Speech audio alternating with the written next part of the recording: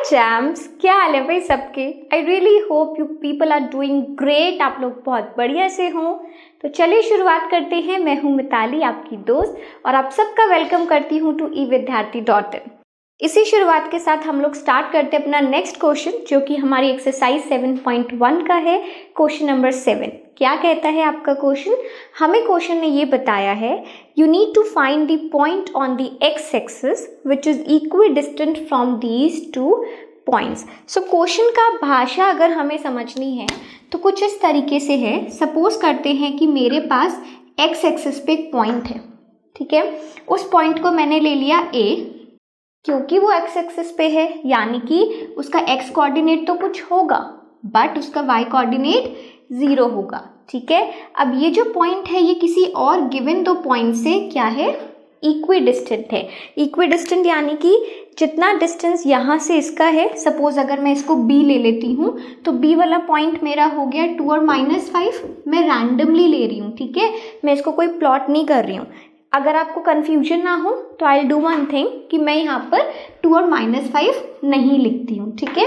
एक मेरा B point हो गया, एक हमारा हो गया सी पॉइंट। तो इसका कहने का मतलब ये है कि एक पॉइंट आपको फाइंड करना है एक्स एक्सिस पे, जो कि दोनों पॉइंट से कैसा है?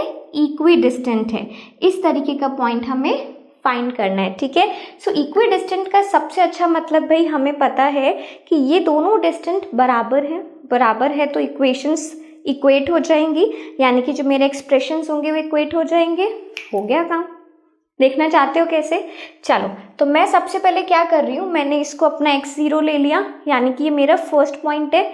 यहाँ का जो मैं पॉइंट लूंगी, ऐसा कर लेते हैं, चलो, यहाँ का जो मैं पॉइंट लूंगी उसको मैं x2 बोलूंगी, और यहाँ का जो मैं पॉइंट लूंगी उसको भी मैं x2 बोलूंगी। ये मेरा x1 हो गया। कौन सा फॉर्मूला हम लोग लगाने वाले हैं? Distance formula. देखो कैसे लगाएंगे, यूजिंग डिस्टेंस फॉर्मूला। हम सिंपल सा है भाई, अपना डिस्टेंस फॉर्मूला रखते हैं। विच सेज अगर मुझे निकालना है ए बी, ठीक है, मैं अभी आपको बताती हूँ कि मैंने x2 क्यों कहा दोनों को। अगर मुझे ए बी निकालना है तो हम क्या करते हैं, x2 - x1 का होल स्क्वायर। फॉर्मूला लिख दूँ? फॉर्मूला यहाँ लिख देती हूँ, ठीक है, जिससे कि वहाँ पर मैं डायरेक्टली क्या करूँगी, पॉइंट्स को पुट कर दूँगी, y2 - y1 का होल स्क्वायर, ठीक है। सो ये हमारे पास डिस्टेंस फॉर्मूला हो गया। अब देखो, अगर यही चीज़ों को मैं यहाँ पे करूँगी तो x2 - x1, मैंने ना x2 इसको ले लिया, ठीक। हमारे पास पॉइंट क्या है? b वाला, इसको b ले लेते हैं और इसको c ले लेते हैं। तो मेरे पास क्या आ गया? x2 2 है ना, 2 माइनस फर्स्ट कोऑर्डिनेट यहाँ पर है x का होल स्क्वायर, फिर उसके बाद क्या है हमारे पास y2 - y1। तो y2 क्या है? y2 चेक करते हैं, चलिए, y2 हमारे पास है। क्लियर हो गया। इसको लेंगे, सबसे पहले मैं b निकाल रही हूँ ना, तो इसको हम लेने वाले हैं -5 - 0 का होल स्क्वायर। तो ये मैं क्या कर रही हूँ, ये मैं ए बी निकाल रही हूँ, ठीक है। फाइंड आउट करते हैं, इसको हम अंडर रूट रहने देते हैं। यहाँ पर 2 - x का होल स्क्वायर, और यहाँ पर 0 का तो कोई वैल्यू नहीं है, -5 का होल स्क्वायर करेंगे तो क्या आ जाएगा? +25। तो मेरे पास अभी तक क्या आ गया? ए बी आ गया, ठीक है। अब अगर मैंने ए बी निकाल लिया तो इसी तरीके से ए सी निकाल लेंगे। ए सी कैसे निकालोगे? इसके जो कोऑर्डिनेट्स होंगे उसको हम यहाँ पर x2 और y2 के फॉर्मूले में पुट करने वाले हैं, ठीक है। अब आपको क्लियर हो गया कि मैंने उसको x2 क्यों कहा था? कोई कंफ्यूजन नहीं रखना, हमेशा समझना कि x2 और y2 का मतलब ये पॉइंट्स नहीं है। x2 मतलब कि पहले मैं कौन से वाला कोऑर्डिनेट रखने वाली हूँ, और x1 मतलब कि जिसके साथ हम उसका फॉर्मूला निकाल रहे हैं, जिसके साथ हम उसका डिस्टेंस निकाल रहे हैं, उसका दूसरा पॉइंट। क्लियर है? चलिए, अब मैं इसको आगे रखूं तो 2 - x का होल स्क्वायर क्या, अच्छा सॉरी, इसको छोड़ देते हैं, हम ए सी निकाल रहे हैं। ए सी कैसे निकालेंगे? ये हमारे पास पॉइंट है ना -2, ठीक है, हम रखते हैं -2 - x का होल स्क्वायर, और दूसरा पॉइंट होगा y2। y2 क्या है हमारा? 9 - 0 का होल स्क्वायर। अब सॉल्व करते हैं, सॉल्व करेंगे, माइनस साइन बाहर ले लूँ मैं, ले लेते हैं। तो अब यहाँ पर क्या हो जाएगा? 2 + x का होल स्क्वायर, इसको x प्लस 2 का होल स्क्वायर भी लिख सकते हैं, और यहाँ पर क्या आ जाएगा 81 आ जाएगा, है ना। तो ये मेरे पास क्या आ गया, we have AB and AC। Question के अकॉर्डिंग क्या है कि दोनों का डिस्टेंस इक्वल है, तो अब डिस्टेंस कैसे निकालेंगे, चलिए देखते हैं। दोनों को इक्वल रख देते हैं, करें। चलिए, सब क्या होगा, अकॉर्डिंग टू क्वेश्चन, यानी कि अकॉर्डिंग टू क्वेश्चन हमें ये पता है कि हमारा जो AB है वो AC के बराबर है। AB क्या है, AB का वैल्यू रखूं मैं, AB का वैल्यू है 2 माइनस एक्स का होल स्क्वायर प्लस 25, और ये सारा कैसे है, रूट में है। इसी तरीके से अगर मैं यहाँ पर वैल्यू रखती हूँ तो ये क्या आ जाएगा 2 प्लस एक्स का होल स्क्वायर प्लस 81, है ना। तो हमने दोनों का वैल्यू रख दिया। अब मुझे स्क्वायर्स पसंद नहीं है, यानी कि रूट्स पसंद नहीं है, तो मैं क्या करूँगी, स्क्वायरिंग बोथ साइड्स। हमने क्या किया, दोनों साइड्स पे स्क्वायर कर दिया। आप लोग ना एक और काम कर सकते हो, इसका एक दूसरा ऑल्टरनेटिव वे मैं आपको बता रही हूँ। आप पहले AB स्क्वायर और AC स्क्वायर ले लो, उससे क्या होगा, आपको रूट लिखने की ज़रूरत ही नहीं होगी, ठीक है। बिकॉज बेसिकली हम स्क्वायर कर क्यों रहे हैं, हम स्क्वायर इसलिए कर रहे हैं क्योंकि हमें ये रूट्स नहीं चाहिए, ठीक है ना।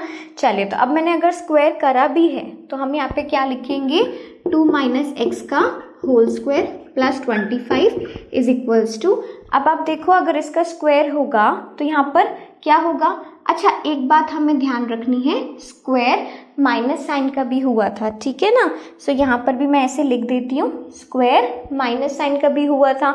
जब माइनस साइन का स्क्वायर होगा तो वो 2 पॉजिटिव बन जाएगा, तो यहाँ पर आएगा 2 प्लस एक्स का होल स्क्वायर प्लस 81। चलिए फटाफट से अब इसको सॉल्व करते हैं, और मेरे सॉल्व होने से पहले ही आपका सॉल्व हो जाना चाहिए।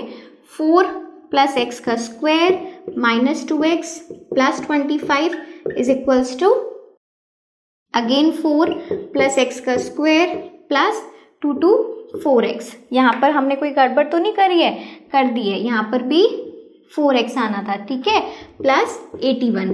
अब अगर हम ध्यान से देखें, क्या कुछ कैंसिल आउट हो सकता है, बिल्कुल हो सकता है, ये सेम टर्म है सेम साइन के साथ, ओके। और कुछ कैंसिल आउट हो सकता है, बिल्कुल हो सकता है।